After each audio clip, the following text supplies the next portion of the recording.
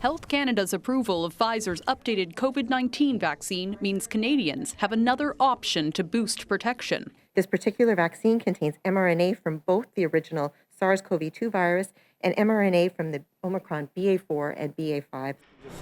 Those subvariants are the ones circulating in Canada right now. The booster's approved for people 12 and up, with deliveries expected to start next week. Okay, so now we're going to send you a copy of the vaccine receipt to your email. Already, people are rolling up their sleeves for a similar booster from Moderna. That option targets BA.1, an older member of the Omicron family. And there's no strong enough rationale to, I don't think, preferentially recommend one over the other at this stage. If people are at risk for infection. Medical experts say what matters more is when you get your next shot. Now what we have are different people who have been vaccinated at different times, maybe even with different vaccines. Many people have been infected and recovered from COVID-19 at various points in time as well. So it's much harder to have a one-size-fits-all approach to the vaccine rollout.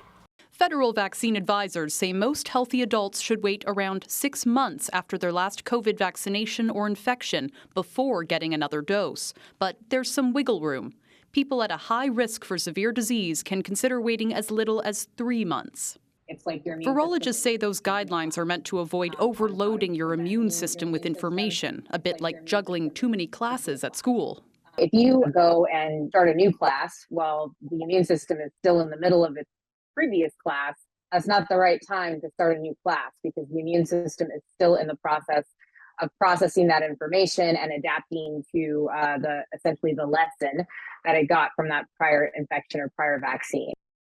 So, Lauren, I guess we should make it really clear that 3 or 6 month gap isn't about anything dangerous or problematic with the vaccine, because that doesn't apply. It's about optimizing the protection.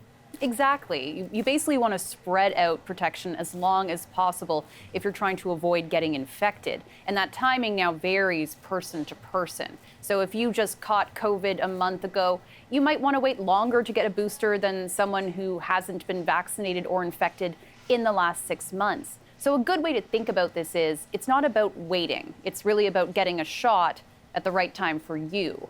Now, I think the big question now is just how many Canadians will actually sign on to get another shot. Federal numbers show only half the population has gotten a booster at any point in this pandemic. Ian? All right, Lauren, thank you very much.